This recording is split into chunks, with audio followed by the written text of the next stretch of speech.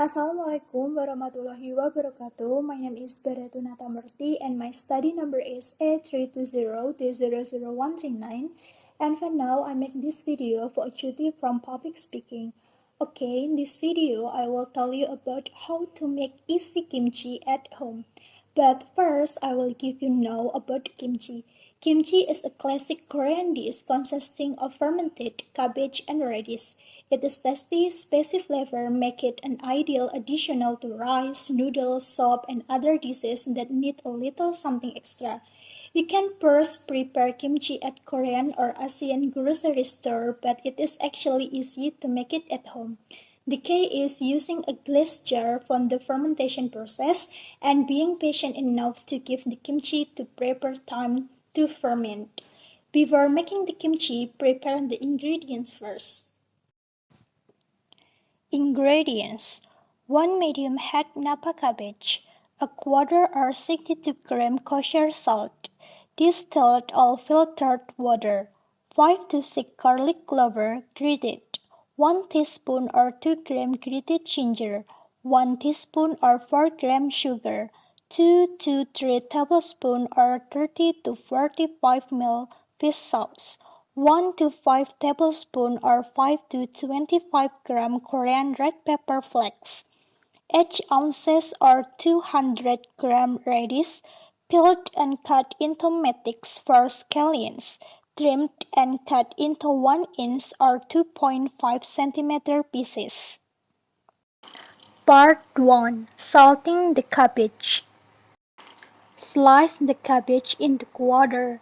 Use a sharp knife to cut 1 medium head of Napa cabbage in half.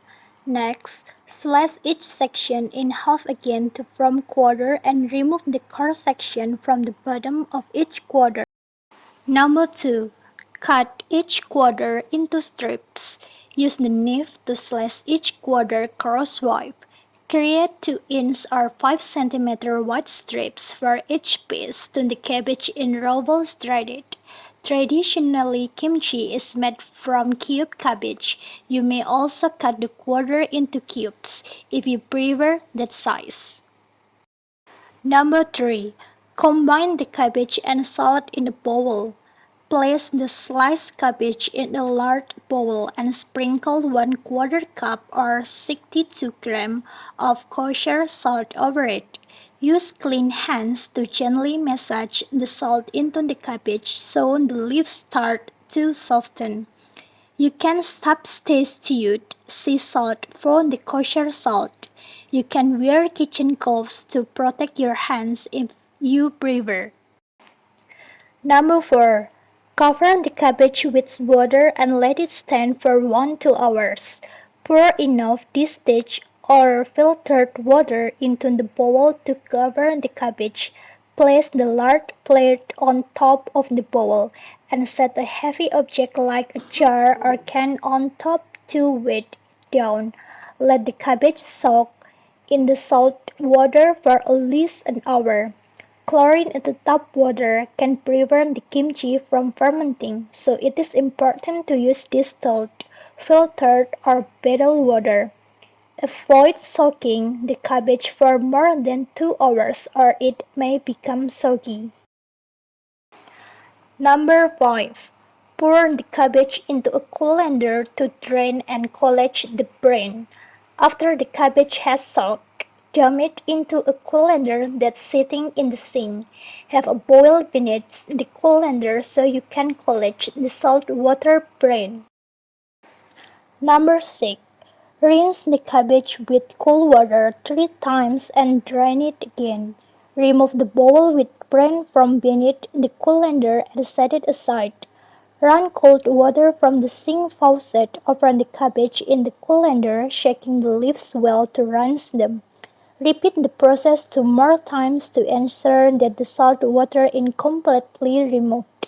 Allow the cabbage to drain in the sink for 15 to 20 minutes so all the water is removed. Part 2. Adding the paste. Number 1. Mix the garlic, ginger, sugar, and fish sauce. Add 5 to 6 grated garlic cloves, 1 teaspoon or 2 grams of grated ginger, 1 teaspoon or 4 grams of sugar, and 2 to 3 tablespoons or 30 to 45 ml of fish sauce to a small bowl.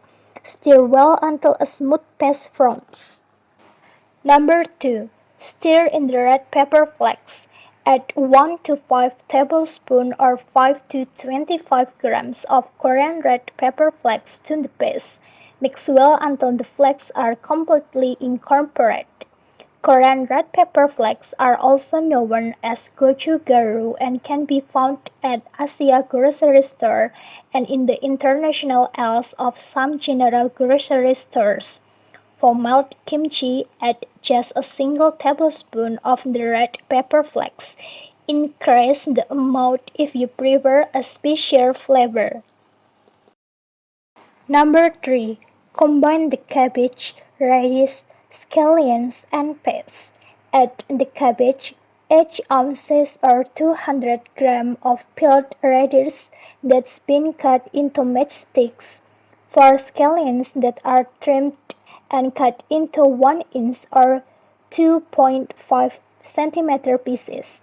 And pass to large clean bowl. Use your hand to mix the ingredients together well until all of the vegetables are coated with the paste. It is a good idea to wear gloves while mixing the paste with the vegetable. The paste can sting, stain, and leave the smell behind on your skin. Part 3. Fermenting the kimchi. Number 1. Pack the kimchi in a glass jar and add the brains to it. Once the vegetable and paste are combined, transfer them to a clean jar. Pour some of the brine in as well, and press down on the vegetable until the brine rises up to cover them. Seal the jar tightly with a lid. There should be at least 1 inch or 2.5 centimeters of space at the top of jar.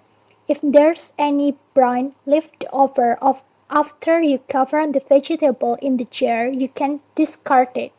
If you don't have a glass jar, you can ferment the kimchi in a plastic zipper bag. Be sure to squeeze out all of the excess air before sealing the bag shut. Number 2. Allow the kimchi to ferment for up to 5 days.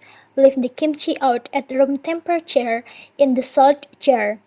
Let it sit for 1 to 2 days before opening the jar. Press on the kimchi with a spoon. If bubbles appear at the top, it is properly fermented. If it hasn't fermented, continue to let it sit, checking on it every day. Another way to tell if the kimchi is finished fermenting it is to taste it. When it has a tangy, sour flavor, it is ready. Number 3. Transfer the kimchi to the refrigerator for another week or so. When the kimchi is fully fermented, place the jar in the fridge. You can eat right away, but the flavor is usually better if you let it chill for another 1 to 2 weeks more. Spoon some kimchi over a bowl of steamed rice for a tasty but simple meal.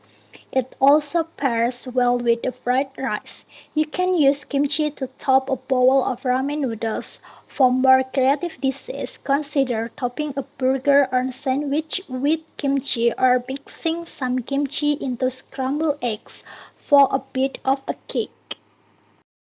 Number 4. Store kimchi in the fridge for 3 to 5 months. As long as there's still brine in the jar, kimchi can last for several months in the refrigerator. You can usually tell that it's gone bad if a brine becomes particularly fizzy with bubbles.